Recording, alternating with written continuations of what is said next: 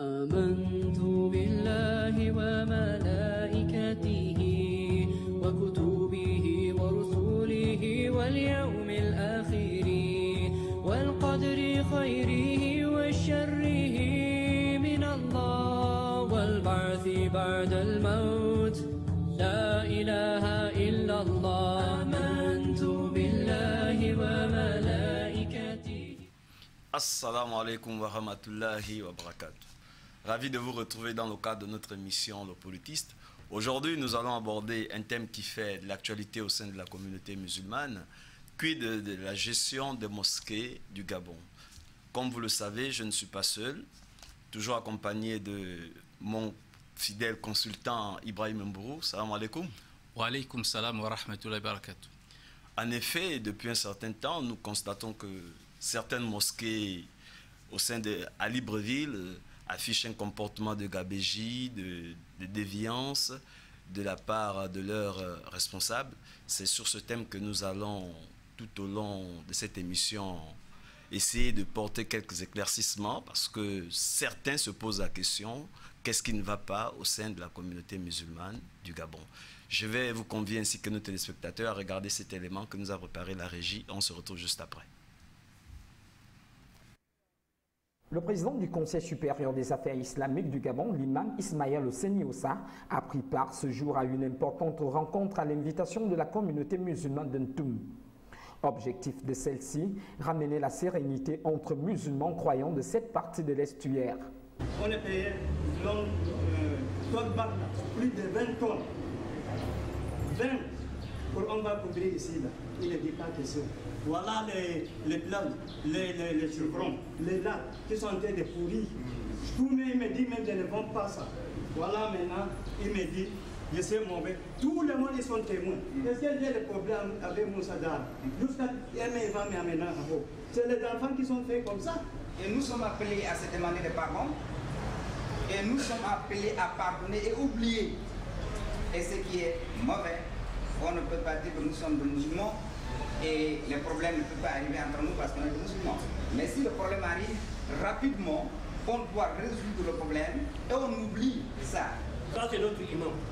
Malgré tout, ce que tout le monde a parlé, ça c'est entre les mains des conseillers. Par rapport à nos gestions de nos mosquées, le premier parole de ce que je veux vous dire, on veut seulement la paix. On nous met la paix dans la mosquée. On nous lave les racismes. Il n'y a aucune chose qui nous embête que les racismes. On n'a aucun problème entre nous. Aujourd'hui, le matin qui nous prie, demain c'est Sénégalais, après demain c'est les Burkinabés. On n'a pas un imam. Nous on a un problème ici.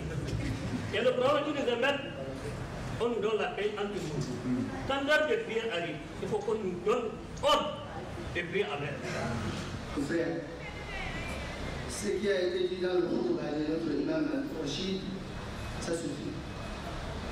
Nous sommes des frères. Mais si vous voulez que je parte plus, je suis de partir. Nous on reste frères toujours. Nous sommes des croyants, nous sommes des musulmans. Donc peut-être si j'ai blessé quelqu'un, je lui demande pardon, il me pardonne. Et moi je vous pardonne tous. Je n'ai rien à monter contre vous. Nous sommes des frères, nous sommes des croyants. Ça nous dit dans le Coran, les croyants ne sont que les frères. Et bientôt, quand il y a un problème, tu dois rétablir, tu dois mettre là, donc moi je demande pardon. Si c'est avec ça, je demande pardon avec ça. Tu me pardonnes? Moi je te pardonne, Inch'Allah. Et je demande pardon à tous les frères. Et Inch'Allah, merci beaucoup de dites ce que vous avez dit là. C'est bon de dire ça. Inch'Allah, moi, si c'est ce que vous avez dit là, bon, excusez-moi, ça c'est rien. C'est ce que vous avez dit. Inch'Allah, il y a le conseil des frères qui vient de dire tout de suite. On a tout le monde thème, les membres, voilà, donc, maintenant c'est à moi. Mais moi je demande son pardon. On demande tout pardon, Inch'Allah. Si je fais des rêves, pardon, excusez-moi, vraiment. Et si Allah me fait encore, nous nous avons dit, est-ce que je vais décider de diminuer ce qui est prévu, c'est Allah qui connaît. Donc, Inch'Allah, ça ne se répète pas. Et je vous demande encore pardon. La conciliation, la réconciliation.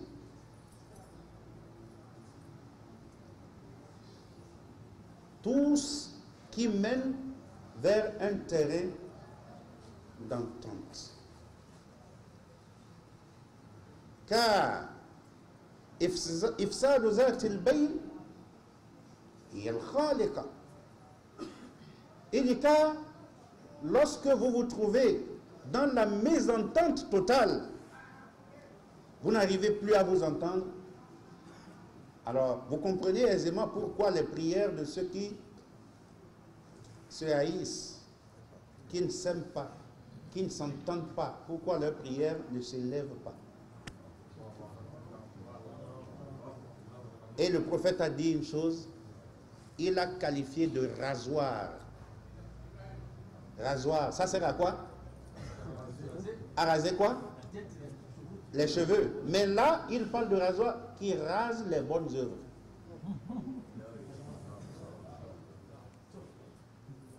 Lorsqu'il y a là, vous ne vous entendez pas lorsque c'est une sorte de rasoir des bonnes œuvres. Et ça rase. Imaginez.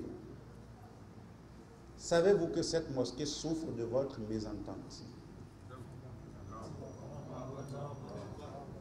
Regardez l'état de la mosquée. Et je me réjouis des propos de l'imam. Personnellement, je me réjouis de ces propos. Car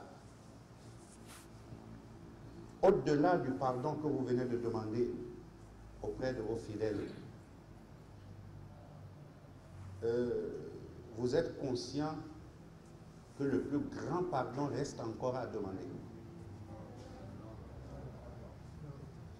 Car tout ce qui se passe, vous êtes imputable. Vous êtes responsable, imam, de tout ce désordre. Si la mosquée est dans cet état de délabrement, vous êtes responsable, imam, de ça. C'est inconcevable qu'on n'arrive pas à trouver des toilettes dignes de cette mosquée que vous qualifiez de la mosquée centrale de quoi?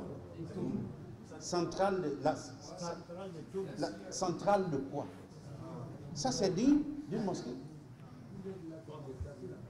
Imam, vous avez encore à demander beaucoup de pardon. Car lorsque vous voyez les opportunités qui s'offrent à vous, depuis que Dieu vous a amené ici, si et seulement si tout ce qui est reproché là ne l'est pas, tout ne serait plus dans cet état. Ou nos lieux de culte ne seraient plus dans cet état. Aujourd'hui, vous vous contentez uniquement. Et là, je quitte même le cadre de l'imam seul pour vous dire à vous aussi, en nous regardant droit dans les yeux, que combien n'avez-vous pas déjà réalisé comme infrastructure, comme bien matériel et beaucoup d'autres, combien n'avez-vous pas pu vous-même épargner comme tout ce que vous pouvez imaginer, tout ce que vous connaissez mieux que nous. Mais vous avez eu tout ça où? Ici, dans le commerce, dans vos activités, mais ici dans cette contrée. Mais pourquoi embellissez-vous des demeures, vos maisons, vous achetez des parcelles, vous badigeonnez vos maisons, vos chambres, et regardez dans quel état, autant que vous êtes ici, vous laissez la maison de Dieu. Oui, M. Membourou, à chaud comme ça, quelle est votre réaction? Il faut dire que vous étiez aussi dans la délégation conduite par le président du Conseil des affaires islamiques du Gabon, du côté d'Ntoum. Non, mais alhamdoulilah, effectivement, merci déjà de m'avoir invité une fois de plus sur le plateau du Politiste.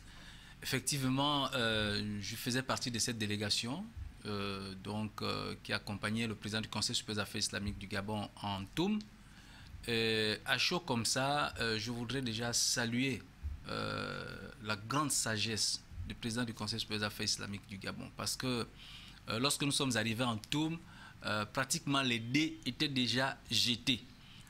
Les fidèles n'en voulaient plus. C'est-à-dire ils avaient déjà pris une décision à l'endroit de leurs dirigeants. Donc, en ce qui concerne donc l'imam de Ntoum. Et il a fallu toute la sagesse, comme je venais de le dire précédemment, du président du Conseil supérieur des affaires islamiques du Gabon, au fin de ramener les esprits à reconsidérer la décision qu'ils avaient déjà prise pour demander le départ de l'imam de Ntoum. Et au regard de tout ce que l'imam vient de dire et ce que nous avons vu comme image, effectivement, vous avez suivi le président du Conseil supérieur des affaires islamiques du Gabon a reproché non seulement l'imam pour son attitude, pour son comportement, mais aussi sa gestion. Voilà, sa gestion, mais aussi les fidèles qui sont aussi responsables de cette situation difficile au niveau donc de la mosquée centrale de Ntoum. Donc il a fallu toute la sagesse de l'imam, pour ne pas me répéter, pour ramener tout le monde, tous les cœurs à l'unisson et repartir sur de nouvelles bases. Monsieur Membourou, qu'entendons-nous par mosquée? Écoutez, la mosquée est un lieu de culte. C'est le lieu par excellence où on va acquérir un certain nombre de connaissances à travers les prêches, à travers les enseignements d'un dirigeant appelé l'imam. En un mot donc, la mosquée peut représenter à la fois le lieu de culte, mais aussi un lieu d'acquisition de savoir. Et aussi, à côté de cela, il y a que les mosquées peuvent servir aussi de lieu de baptême, de conversion à l'islam, bien sûr, de célébration de mariage et bien d'autres activités qui tournent autour de la religion, autour du culte. Est-ce qu'il existe vraiment une organisation au sein des mosquées? Si oui, mais comment fonctionne-t-elle? Alors, au sein des mosquées, pour ne pas trahir un secret, le Conseil supérieur des affaires islamiques du Gabon a un projet de statut de l'imama qui est en cours de validation.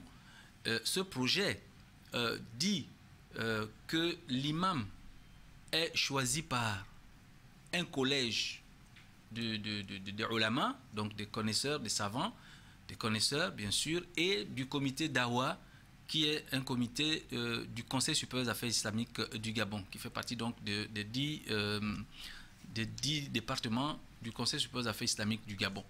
Et donc, la mosquée, elle est tenue par un imam, elle est gérée par un imam. Et cet imam est accompagné par un comité de gestion ou un comité de fidèles, donc qui l'aide à faire tout ce qui ne relève pas directement du culte. Parce que le culte appartient à l'imam. L'imam a un comité de culte, il est l'imam, il a ses adjoints, il a un muazzin et il a un secrétaire qui l'aide à accomplir un certain nombre de tâches. Et à côté de ça, donc, il y a le comité de gestion qui gère tous les problèmes liés au patrimoine de cette mosquée, donc tout ce qui touche les finances, tout ce qui touche les murs, les tapis, l'entretien de la mosquée et tout le reste. Donc voilà un tout petit peu la mosquée, comment elle est organisée. Elle est placée sous l'autorité directe d'un imam désigné par le Conseil supérieur des affaires islamiques du Gabon, bien sûr en accord avec le promoteur de la mosquée. Oui, vous venez de nous dire qu'au Conseil, il y a un texte qui nomme les imams, c'est ça? C'est un projet. Il y a un projet de texte oui, qui nomme les imams. Mais ici, au Gabon, moi, j'aimerais savoir, existe-t-il un centre de formation des imams? Sinon, mais le texte n'est pas encore mis en application. Oui. Comment le Conseil fait pour nommer ces imams? Alors, ce texte... Ou bien, M. Membourou, ou bien ces imams-là sont nommés au sein de leur communauté? Parce que nous assistons aussi qu'il y a des mosquées communautaires, donc l'imam doit être forcément un Malien si la mosquée appartient à la communauté malienne, communauté béninoise, communauté ainsi de suite. Oui. Alors, ce qu'on va dire, c'est déjà le projet de texte porte organisation de la fonction de l'imam et de la gestion d'une mosquée. Parce que, comme vous venez de le suivre sur l'élément que nous avons regardé tout à l'heure à la télévision, le reportage autant pour moi, il y a un véritable problème en ce qui concerne l'organisation et la gestion d'une mosquée. Et donc, ce projet de texte viendra ici recadrer les choses, pour remettre les choses en ordre. Mais pour répondre à ta question de tout à l'heure, il y a que pour désigner un imam, c'est tout le problème que nous avons. Parce que les mosquées, il faut le dire, ont des promoteurs. C'est-à-dire, il y a des fidèles musulmans qui se lèvent un matin et qui décident de construire une mosquée. Et là où il y a la difficulté, c'est que cette communauté qui érige une mosquée, qui décide d'ériger une mosquée, veut forcément que l'imam soit aussi un ressortissant de sa communauté. Donc, par conséquent, lorsqu'ils arrivent au Conseil supérieur des affaires islamiques du Gabon, ils viennent avec une liste composée parfois de 5 à 6, voire 10 personnes relevant de leur communauté. Parfois même oubliant que les fidèles qui vont prier dans cette mosquée ne relèvent pas seulement que de leur communauté. C'est là où il y a toute la difficulté au niveau des mosquées avec les promoteurs donc des mosquées, de ceux qui sont chargés de construire une mosquée. Vous, tout comme moi, nous pouvons décider un matin de donner à la communauté musulmane un terrain sur lequel on va construire une mosquée, ou bien vous-même vous construisez une mosquée. Mais là où il y a le problème, comme je venais de le dire, c'est après avoir construit cette mosquée, au lieu de venir déposer les clés au Conseil supérieur des affaires islamiques du Gabon, ou bien demander au Conseil supérieur des affaires islamiques du Gabon de proposer des imams, ce qui est mauvais, c'est qu'ils arrivent avec des listes, et ces listes-là sont en grande partie composées par les ressortissants de ceux qui ont construit la mosquée. Mais est-ce que dans ces listes, il existe souvent des noms de certains compatriotes gabonais? Mais c'est justement toute la difficulté. C'est-à-dire que lorsqu'ils mettent tout le comité du culte, le premier imam, le deuxième imam, le troisième imam, voire même jusqu'au quatrième, cinquième imam, cela relève uniquement seulement de ceux qui ont construit la mosquée. Nous avons des jeunes compatriotes gabonais, des compatriotes, qui sont allés étudier dans les pays arabes et d'autres qui font des efforts sur place, mais qui aiment bien le métier de l'imam. Malheureusement, sur ces listes, ils n'en font pas partie. Donc, personne ne songe à un moment donné de dire, mais je voudrais quand même être un Gabonais, soit qui a étudié, soit qui s'intéresse au métier de l'imam, pour qu'il puisse aussi accompagner ses promoteurs. Mais à qui incombe la responsabilité de la gestion des mosquées au Gabon?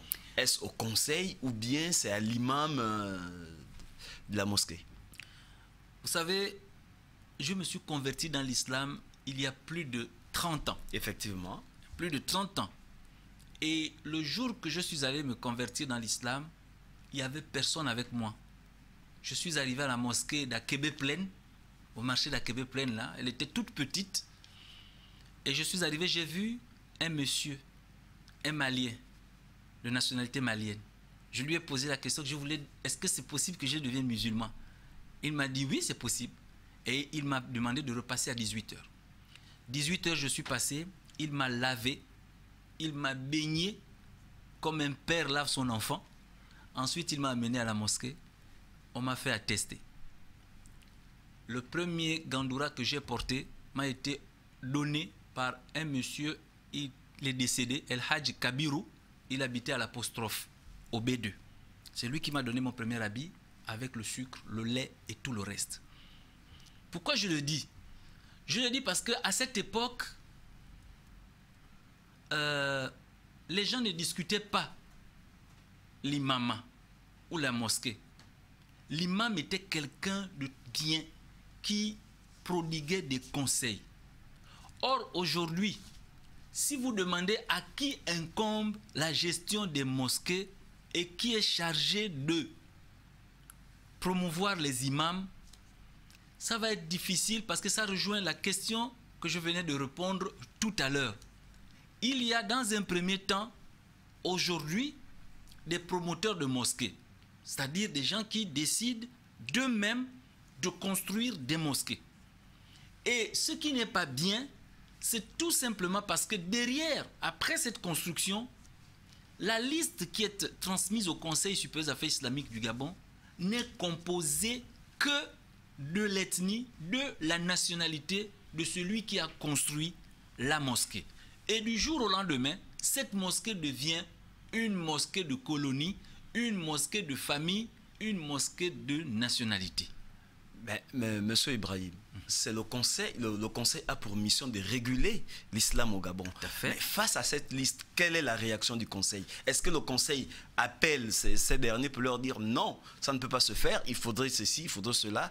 Est-ce que le conseil fait quand même ça? Lorsque je parle de ma conversion et du fait que les choses se sont passées à votre époque, il n'y avait pas encore le tranquillement, Conseil supérieur des affaires islamiques du Gabon. Non, nous n'étions pas aussi nombreux que nous sommes aujourd'hui. Oui. Voilà. Hier, nous étions très peu, on se connaissait au bout des doigts. Mais aujourd'hui, nous sommes nombreux et il y a plusieurs promoteurs de mosquées à Libreville et à l'intérieur du pays. Si je fais allusion à ma propre conversion, c'est tout simplement parce qu'à une certaine époque, nous n'avions qu'une seule mosquée qu'on appelait la mosquée du camp sénégalais.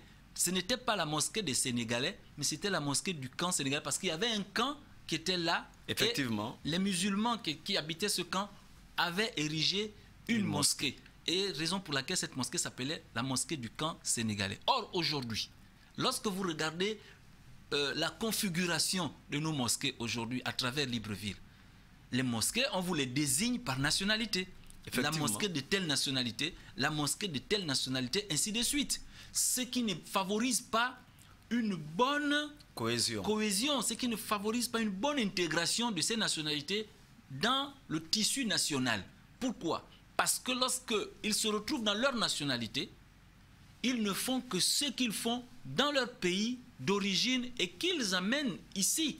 Voyez-vous qu'ils importent cela jusqu'ici, et ce qui fait qu'il n'y a pas donc ce brassage normalement qui devait nous caractériser au niveau de la communauté musulmane nationale.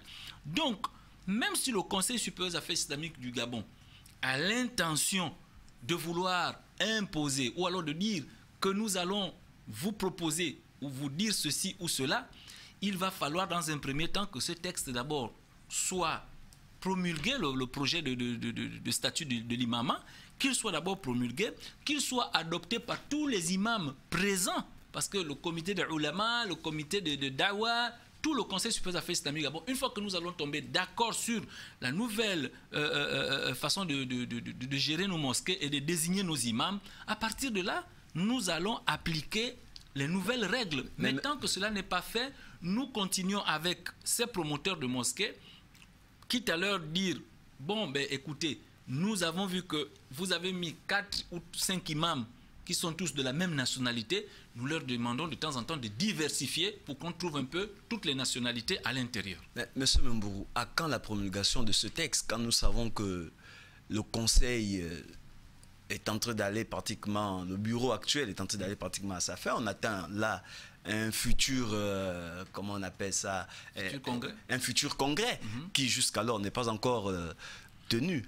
Mais si le Conseil et si ce bureau quitte le Conseil sans la promulgation de ce texte, mais ce problème sera toujours là. Mais dans tous les cas, vous faites bien... Mais c'est depuis quand ce texte est vous faites bien en gestation? Vous faites bien de parler de congrès. Oui. Le congrès peut être aussi l'occasion de revisiter ce projet de texte. Pourquoi pas? Parce que lorsqu'on y va dans un congrès, c'est bien pour regarder tout ce qui a marché, tout ce qui n'a pas marché et tout ce qu'on peut faire dans l'avenir. Donc, mais rien ne nous dit que le président actuel sera reconduit. Mais pourquoi pas? Il fait bien son travail. Ce sont les congressistes qui vont décider. De toute façon, jusqu'à preuve du contraire, je ne pense pas qu'on lui reproche quoi que ce soit au niveau donc de la communauté. Il fait très bien son travail. Moi, je pense que si congrès il y a, ce serait peut-être l'occasion de revisiter tous ces textes-là et puis ces projets de textes qui sont là. Vous savez, on ne peut pas de but en blanc décider de l'avenir de toute une communauté décider cela en catimini ou bien dans un petit groupe restreint. Et connaissant très bien l'imam Ismaël Hosseini Ossa, je sais que c'est quelqu'un qui a toujours, avant de prendre une décision, il aime toujours le consensus. Donc il aime consulter et consulter vraiment le plus grand nombre. Donc nous disons que ce texte finira bien un jour par être promulgué et il nous permettra aussi de travailler dans de meilleures conditions avec nos imams. Monsieur Mbourou, vous avez dit qu'il y a des personnes qui discutent le poste d'imam. Bon, c'est une question de polichinelle. Est-ce que la fonction d'imam perçoit quelque chose en retour? Bon, ils sont payés, les imams? Non, les imams... Si oui, à combien? Non, les imams ne sont pas rémunérés. Mais on ne peut pas discuter un poste sachant bien qu'il n'y a pas de, justement, de rémunération. À ce niveau que nous aimerions savoir qu'est-ce qui ne va pas. Nous étions, on va le dire comme ça, la majeure partie du temps, chaque fois que le Conseil supérieur des affaires islamiques du Gabon est sollicité pour la résolution d'un problème dans une mosquée, le problème a toujours été celui de la caisse de la mosquée, de l'argent de la mosquée, des contributions des fidèles. Et à chaque fois, ça a toujours été la même chose. Le président du Conseil supérieur des affaires islamiques du Gabon, dans ses consultations périodiques avec les membres du Conseil supérieur des affaires islamiques du Gabon, avait clairement dit que les membres du Conseil supérieur des affaires islamiques du Gabon n'avaient pas autorisation directe d'aller dire des choses, proposer, imposer quoi que ce soit dans les mosquées ou chez les imams. Tout ce qu'il fallait dire à un imam ou transmettre à un imam ou une organisation dans une mosquée devrait faire une consultation d'abord au Conseil supérieur des affaires islamiques du Gabon avant qu'une délégation ne soit envoyée dans une mosquée. Or, le Conseil supérieur des affaires islamiques du Gabon respecte ces règles avec ses membres, mais de l'autre côté, au niveau des mosquées, nous constatons que là-bas, tout ce qui nous amène des problèmes, ce sont pratiquement toujours les imams. Les imams ont des problèmes avec les fidèles. Les imams ont des problèmes avec la caisse de la mosquée. Les imams ont un problème soit de gestion ou parfois même, on va dire, ils prennent beaucoup plus de plaisir parfois à dire des choses parfois qui mettent en mal, qui les mettent en mal avec les fidèles. Et vous avez vu donc l'élément que nous avons suivi en Toum, c'est pratiquement la même chose. Les fidèles se sont levés et ils ont décidé de faire partir l'imam de la mosquée. N'eût été la sagesse de l'imam Ismaël Hosseini Ossa pour que ce dernier soit... Mais d'ici, le conseil sera appelé à la mosquée Carrefour Gigi pour des mêmes problèmes. Nous ne sommes pas là-dessus. Monsieur Mbourou, à chaque fois que le conseil est appelé à intervenir au sein d'une mosquée, en crise, il s'agit toujours des problèmes d'argent, comme vous venez à peine de le signaler. La question qui me vient, c'est y a-t-il beaucoup d'argent au sein de la mosquée? Mais justement, ce que nous nous disons, on se pose la même question. Est-ce qu'il y a de l'argent dans les mosquées? S'il y a l'argent, d'où provient cet argent? Tous les problèmes sont toujours liés au problème d'argent. L'islam, lorsqu'on posait le prophète Aïcha radiallahu anha, quand on lui posait la question de savoir quel était le comportement du prophète Mohammed sallallahu alayhi wa sallam, elle désignait autant pour moi le Coran. Parce que le prophète Mohammed sallallahu alayhi wa sallam, c'était même le prototype même il incarnait même le Coran lui-même, son comportement. Effectivement. Alors, ce qui nous surprend, c'est que certains imams ont étudié le Coran. C'est des hufaz. C'est des gens qui ont étudié Alif Lam Mim Zalikal Kitab la Rayba Fi jusqu'à Nas.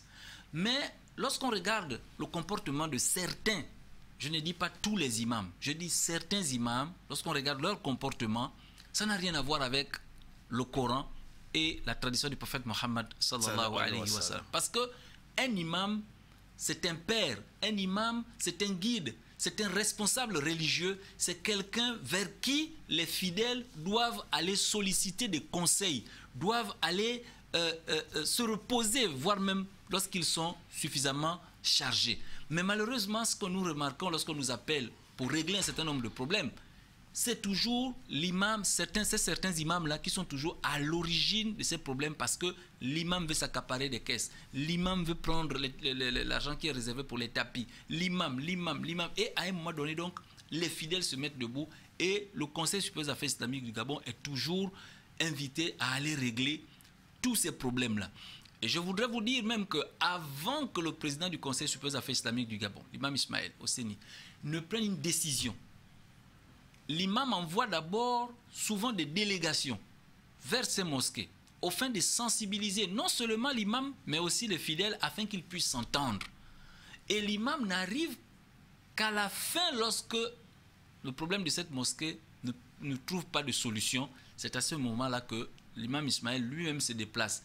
Et lorsqu'il se déplace, les décisions peuvent être aussi difficiles, en allant par la suspension de l'imam ou, une bonne fois, le faire remplacer par une autre personne. Oui, mais monsieur Mbou, vous faites bien de chuter par là, mais ce que nous constatons, c'est que dans toutes les mosquées qui ont fait objet de crise, où le conseil a intervenu, nous constatons que ces imams, malgré le fait que l'on déclare qu'ils sont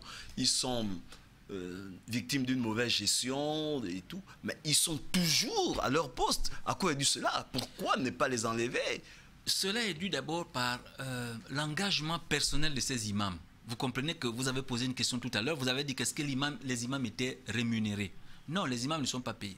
Donc il y a d'abord un sacrifice personnel de la part de ces imams qui sont là à 5 h du matin et qui sont là jusqu'à la prière. Mais on ne peut plus voir le sacrifice dans la mesure où ils discutent de l'argent à chaque fois. Oui, non, il y a d'abord ce sacrifice. C'est-à-dire qu'il y a plusieurs critères avant de prendre une décision finale. Il y a lieu d'abord de regarder qui peut faire, qui est capable et qui n'est pas capable. Nous avons eu l'occasion de remplacer certains imams par d'autres. Mais ceux-là qui ont remplacé d'autres... Exemple, dans quelle mosquée? Non, il y en a plusieurs. Je ne peux pas donner un exemple. Il y a plusieurs jeunes, par exemple, les jeunes compatriotes que nous avons tenté de mettre dans des mosquées. D'autres s'en sortent très bien dans plusieurs mosquées, tels que le frère Youssouf Nziengi, qui s'en sort très bien. À la mosquée de la Daroutière? À la mosquée, voilà, à Montboué, là. À Montboué? Voilà, tout à fait, qui s'en sort très bien parce que là-bas, il y avait un conflit, il y avait un problème entre deux imams. Donc, lui, il s'en sort très bien.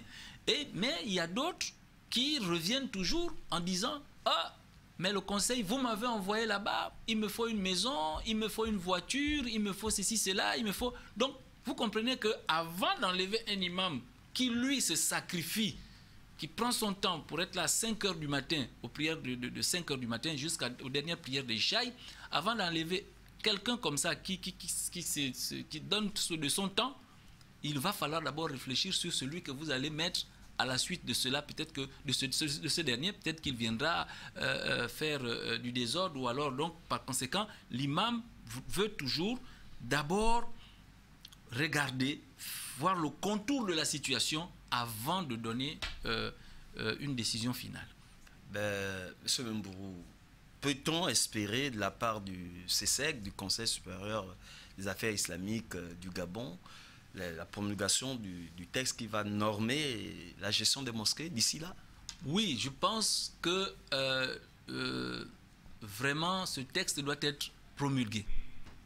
Ce texte doit être promulgué, pourquoi? Parce que il y a beaucoup de problèmes dans les mosquées. Nous avons réglé un problème au niveau de la mosquée de la cité Damas. Nous sommes allés. Nous avons accompagné le président du Conseil supérieur des affaires islamiques du Gabon pour la résolution du conflit ou du différend qui opposait les imams. Je vous dis, ce sont les imams. 2 imams montent sur le mimbar le même jour. 2 imams veulent faire la prière le même jour. 2 imams, les mêmes imams à la cité Damas. L'un pousse l'autre parce que l'autre, déjà, il est l'heure de Maghrib. L'adjoint veut diriger la prière. Le titulaire arrive avec un retard de 5 minutes. Il vient, il pousse l'autre. Nous avons tenté de régler ce problème en vain. Le président du Conseil supérieur des affaires islamiques du Gabon a pris la décision qui a été matérialisée par le secrétaire général de notre communauté pour mettre à l'écart les 2 imams en question et les faire remplacer jusqu'à nouvel ordre par 2 autres imams. Donc vous comprenez que ce texte doit être publié pour pouvoir réellement fixer les choses, mais afin que ce soit clairement dit et que les gens puissent dorénavant, pour la nomination, pour la gestion des mosquées, s'appuyer sur ce texte dont j'espère la promulgation très rapidement. La question qui me vient, c'est de savoir, est-ce que ces deux imams-là qui étaient en conflit là seront envoyés dans d'autres mosquées ou bien ils n'auront plus de mosquées? Non, la décision qui les met à l'écart est une décision qui met en place une nouvelle gestion jusqu'à nouvel ordre. Donc, nous ne savons pas. Moi, personnellement, je ne peux pas vous dire. Je ne suis pas dans l'esprit de... Mais est-ce que dans ce texte, nous allons voir un article qui va aborder ce pan-là? Oui, c'est un texte que si un imam a été révoqué dans telle mosquée, il sera suspendu. Mais il sera suspendu en fonction de la gravité du problème. Et en attendant bien sûr que la situation soit analysée par un collège de ulama et du comité de da'wa qui sera certainement au cœur même de ce dispositif pour pouvoir gérer les imams. Donc une fois que le problème est analysé, il a été passé au peigne fin, on saura certainement qui est à l'origine du problème. Et ils vont finalement bien pas tirer les conséquences. Monsieur Membourou, pour le moment, ce texte n'existe pas. Pour nous, parce que nous ne l'avons pas encore vu. C'est un projet. C'est un projet. Bien sûr. Ouais, comme nous savons que tout projet n'est pas forcément réalisable. Maintenant, la question qui me vient, c'est de savoir quels sont les critères de nomination d'un imam au Gabon. Alors, les critères...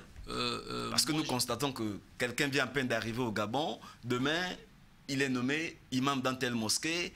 Aussitôt, il a envoyé au CEDOC aller se faire établir une carte de séjour au compte du conseil. Quels sont les critères vraiment? Alors, comme je le disais tantôt, il y a donc ce projet de texte qui viendra donc normer la fonction de l'imam et la gestion des mosquées. Dorénavant, le recrutement se fera sur place au Gabon, selon le projet de texte.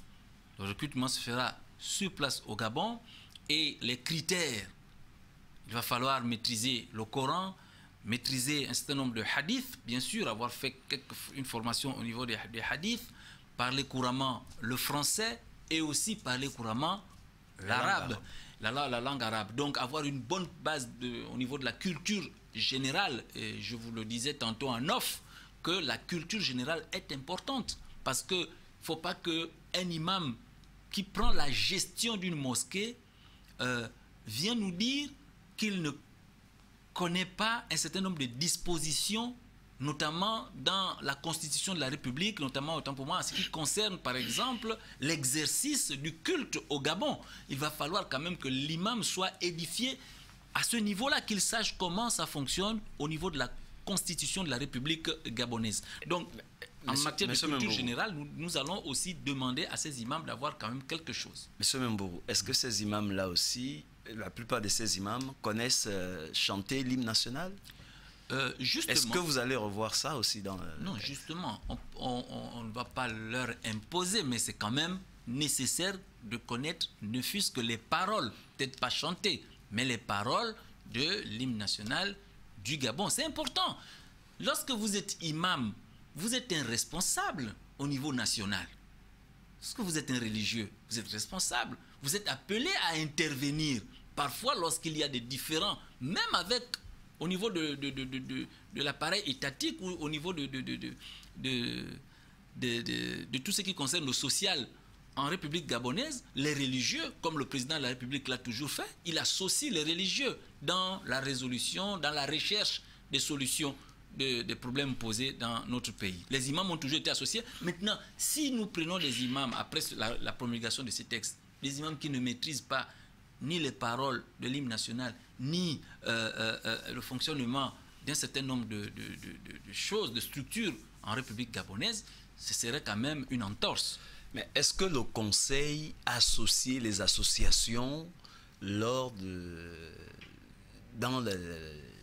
et essayer de donner leur vision, leur avis sur ce projet? Bien sûr, comme je le disais tantôt, je disais que lorsque nous allons examiner dans le fond ce texte, nous allons appeler tout ce qui concourt au bon fonctionnement de la communauté musulmane du Gabon, notamment les associations, bien sûr, les imams eux-mêmes, le Conseil supérieur des affaires islamiques du Gabon et quelques dignitaires qui nous accompagnent de temps en temps. Donc tous seront associés à l'examen final de ce texte.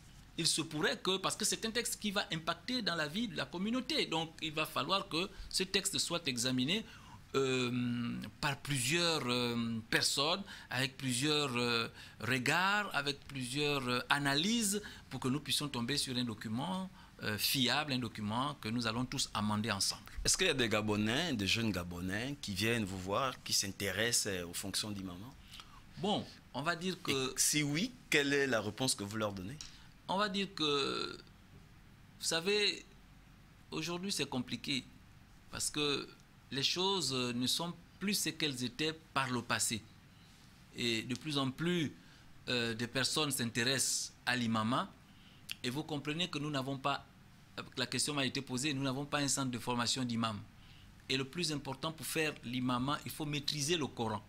Il faut maîtriser un certain nombre de sciences, des sciences du juste milieu, comme nous l'avons organisé au cours d'une conférence.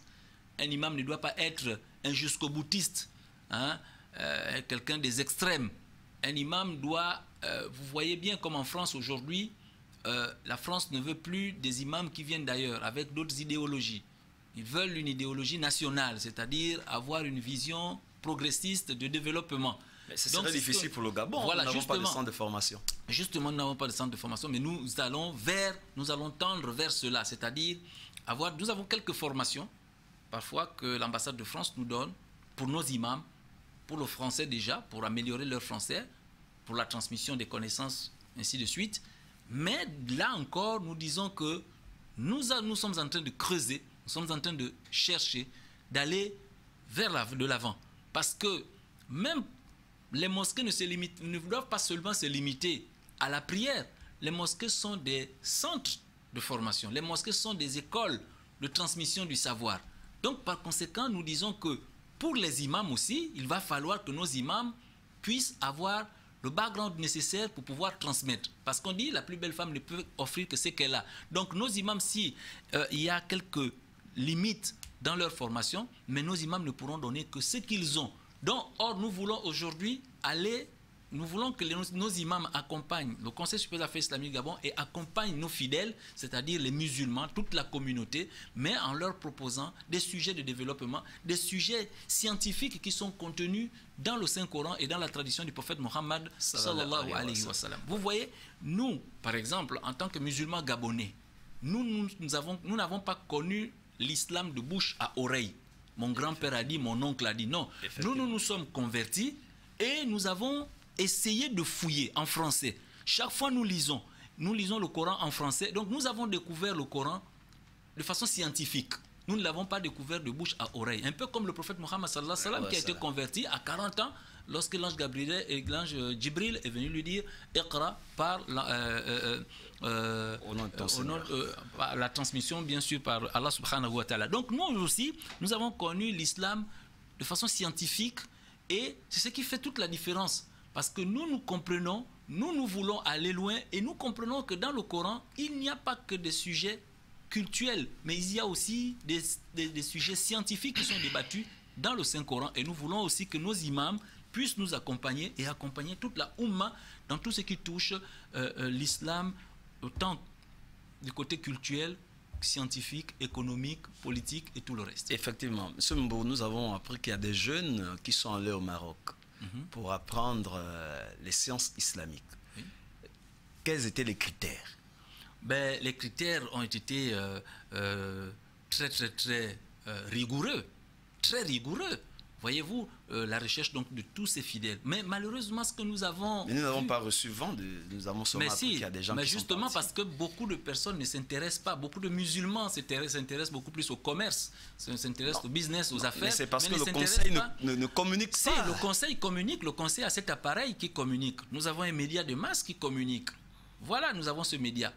Il y a les médias qui communiquent. Parfois, les gens ne veulent pas suivre TV Nou parce qu'ils veulent suivre les télénovelas, ils veulent suivre des films, voilà. Mais ils ont leur média qui est là et qui transmet qui fait des communications chaque fois que de besoin.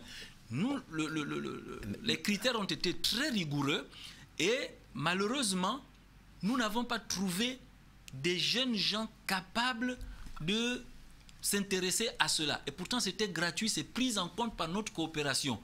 Nous avons trouvé ceux que nous avons trouvés. Alhamdulillah, ils suivent sereinement leurs enseignements. Ils viendront bien sûr gonfler le pipe des imams.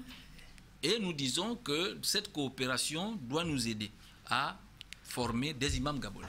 Monsieur Membourou, nous allons pratiquement à la fin de notre émission. Combien de Gabonais sont imams à Libreville ou à l'intérieur du pays? Bon, ben, vous savez, moi parfois je découvre même qu'il y a des frères gabonais qui sont imams. Lorsqu'ils me disent « Ah, mais moi je suis nommé imam à tel endroit », je me réjouis, il y en a.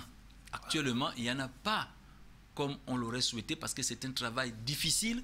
L'imam est responsable devant Allah subhanahu wa ta'ala et son prophète Mohammed sallallahu alayhi wa sallam. Mais les Gabonais ne sont-ils pas responsables? Non, l'imam, je dis l'imam.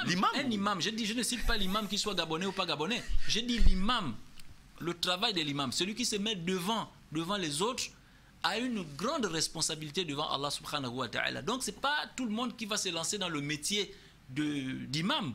Mais il y a en ce moment déjà des imams gabonais qui font un travail formidable. Nous avons l'imam du lycée, Mohamed Harissani, qui est gabonais. Nous avons l'imam Ismaël Osseni, l'imam Tidjani, qui sont tous des Gabonais.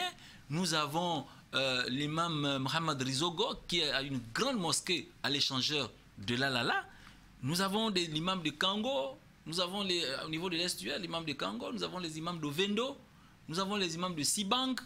Vous voyez, il y en a tellement. Et allez-y voir dans quelle mosquée, mais dans des mosquées extraordinaires, des mosquées à des niveaux élevés. Nous souhaitons que plusieurs jeunes compatriotes s'engagent dans ce métier, qui est un métier extrêmement difficile, je le reconnais, mais nous restons optimistes tout en espérant qu'il y aura d'autres jeunes Gabonais qui vont s'intéresser à ce métier. Nous arrivons au terme de notre émission. Vous pouvez avoir votre mot de la fin, M. Membourou?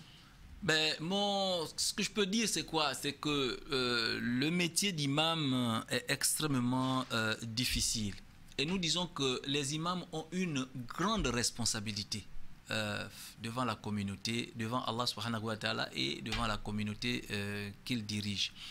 Donc, les imams doivent faire un effort d'éviter ce que nous voyons aujourd'hui, c'est-à-dire le spectacle qu'ils nous livrent. C'est un spectacle désolant. Moi, je prends le cas de la cité Damas, je prends le cas de la mosquée de Momboué aujourd'hui, dont on a trouvé quand même des solutions. Bientôt, vous irez au Carrefour Gigi. La mosquée de Ntoum et un certain nombre de mosquées à l'intérieur du pays, en Djolé, partout là où nous sommes passés. Nous avons vu des choses inacceptables. Et donc, nous disons que les imams doivent se ressaisir. Parce que chaque fois que nous sommes partis avec l'imam Ismaël pour régler un problème, nous avons toujours aidé ces imams à réaliser tous les projets que nous trouvons en cours. L'imam a toujours, au nom du Conseil supérieur des affaires islamiques du Gabon, déposé une enveloppe au fin d'aider, parce que nous comprenons que les problèmes qui sont généralement soulevés là-bas sont des problèmes financiers. Et donc, le Conseil a toujours accompagné ces mosquées chaque fois que nous allons régler les problèmes. Donc, nous demandons donc à ces imams et à ces fidèles de se ressaisir et de faire un effort et d'œuvrer pour ce pourquoi ils ont été choisis, notamment à savoir donc le culte, le conseil, l'entraide, venir en aide donc aux fidèles qui les sollicitent. Voilà ce que je tenais à dire à la fin. Merci, Monsieur Membourou. Il faut dire que vous êtes conseiller chargé des affaires publiques au Conseil supérieur des affaires islamiques. Je suis chargé des relations publiques au Conseil supérieur des affaires islamiques du Gabon. Merci. Merci de nous faire l'amitié de venir ici, nous partager un peu votre lumière sur ce thème. Et merci, nous disons aussi merci aux différents téléspectateurs de nous avoir regardés aussi fidèlement. À la semaine prochaine, Inch'Allah. Salam alaikum wa rahmatullahi wa barakatuh. Wa alaikum salam. آمنت بالله وملائكته وكتبه ورسله واليوم الآخر والقدر خيره وشره من الله والبعث بعد الموت لا إله